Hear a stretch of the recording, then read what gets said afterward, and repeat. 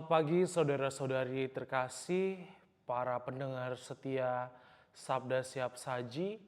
Kembali lagi kita berjumpa dalam Sabda Siap Saji edisi hari Jumat tanggal 14 Februari 2025.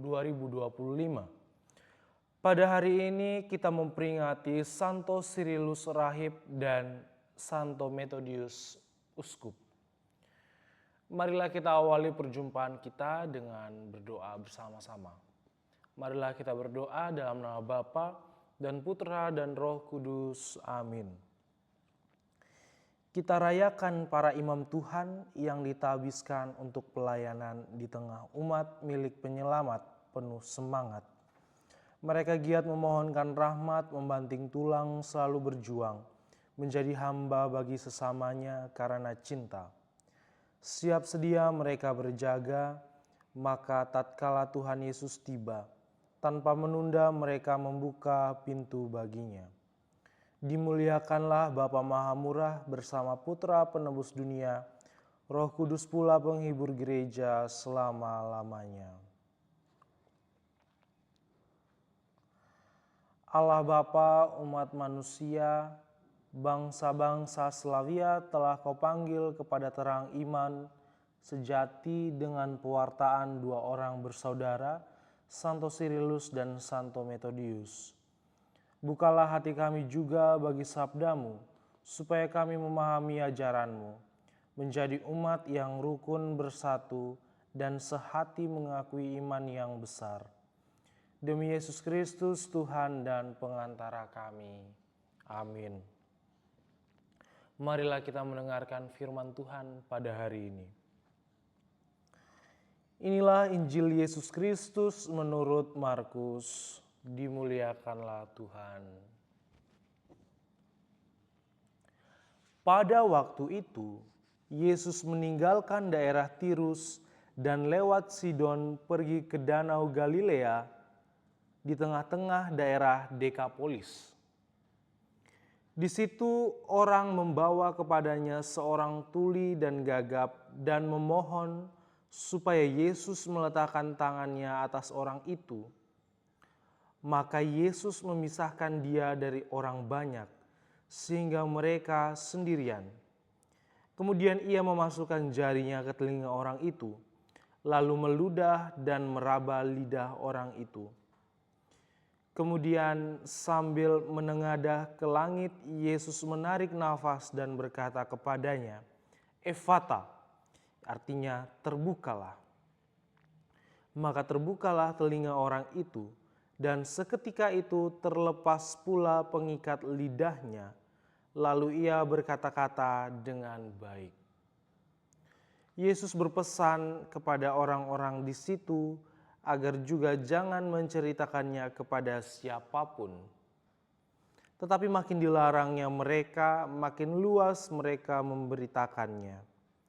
Mereka takjub dan tercengang dan berkata, "Ia menjadikan segalanya baik, yang tuli dijadikannya mendengar, yang bisu berbicara." Demikianlah sabda Tuhan, terpujilah Kristus. Saudara-saudari terkasih, Injil yang baru saja kita dengar menghadirkan sosok seorang yang memiliki kekurangan. Kekurangan yang dimiliki adalah dia tidak bisa berbicara atau bisu dan juga tidak bisa mendengar atau tuli. Dua hal ini merupakan hal yang penting bagi seorang manusia utuh. Dia bisa mendengar, kemampuan untuk mendengar, dan kemampuan untuk berbicara. Dan ini berkaitan dalam hal untuk berkomunikasi dengan orang lain. Jelas ketika orang tidak memiliki kemampuan ini, kehidupannya akan sangat terganggu. Namun orang-orang banyak datang membawa orang yang bisu dan tuli ini menghadap Yesus untuk disembuhkan. Kalau kita lihat apa yang dilakukan Yesus, dia menengadah ke langit, memohon kepada Allah, serta meludah sambil meraba lidah orang yang bisu dan tuli itu, Sungguh Yesus itu memiliki kuasa yang dahsyat, kuasa yang ajaib. Namun kalau kita lihat dia merawat tanah, meludah. Kalau kita pandang baik-baik ini seperti praktik perdukunan sebenarnya. Tapi kita yakin dan percaya bahwa Yesus ini memiliki kuasa yang begitu dahsyat, kuasa yang begitu besar. Lantas apa yang mau firman ini katakan kepada kita?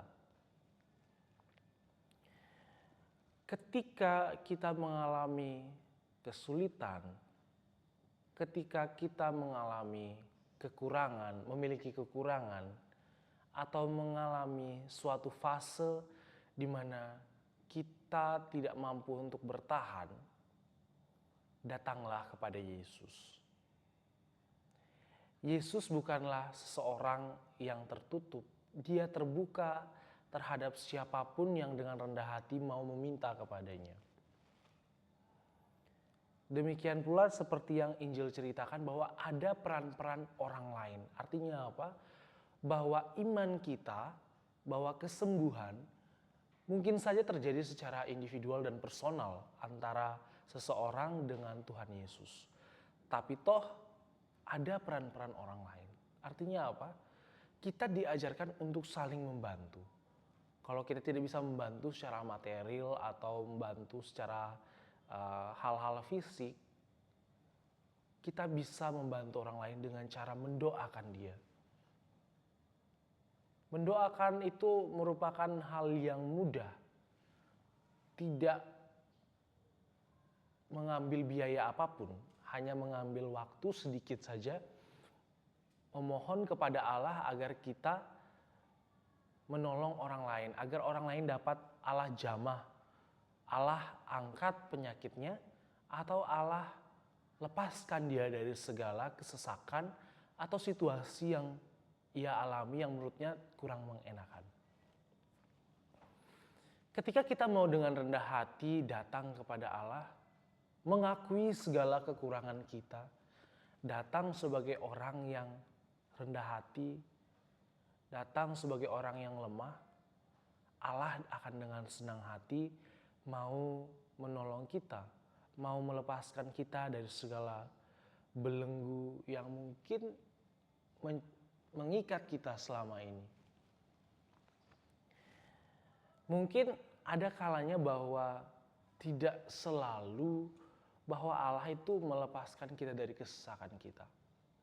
Tapi sekurang-kurangnya Allah memberikan kita kekuatan, penghiburan untuk melewati masa-masa di mana kita harus mengalami kesesakan, mengalami penderitaan. Karena kalau kita yakin dan percaya, setiap kesesakan, setiap pencobaan yang kita alami memiliki suatu pembelajaran yang berharga bagi hidup kita. Kita tidak bisa memaksa Allah, kita tidak bisa menginterupsi rencana Allah dalam hidup kita. Yang bisa kita lakukan adalah memohon kekuatan darinya. Mungkin kita bisa memohon Allah agar Allah melepaskan kita dari segala kesesakan penderitaan kita. Tapi toh kita tidak berkuasa kalau misalnya Allah tidak menghendaki hal demikian. Karena itu mohonkanlah supaya kita menjadi pribadi yang kuat, pribadi yang senantiasa tetap beriman kepada Allah. Ketika kita mempunyai iman seperti orang-orang yang mengantarkan orang bisu tuli itu kepada Yesus, atau bahkan iman dari seorang bisu tuli itu tersebut, yakinlah dan percayalah bahwa Tuhan Yesus selalu ada untuk kita. Tuhan Yesus selalu ada untuk mendengarkan segala keluh kesah kita, untuk menjamah kita, untuk menjamah segala kesakitan kita, menjamah segala kesesakan kita. Sebagaimana ia menjamah telinga dan juga lidah orang yang bisu tuli tadi. Semoga dalam kehidupan kita senantiasa menjadi pribadi yang rendah hati, mau datang kepada Yesus mempersembahkan segala kelemahan kita, mempersembahkan seluruh luka-luka hidup kita.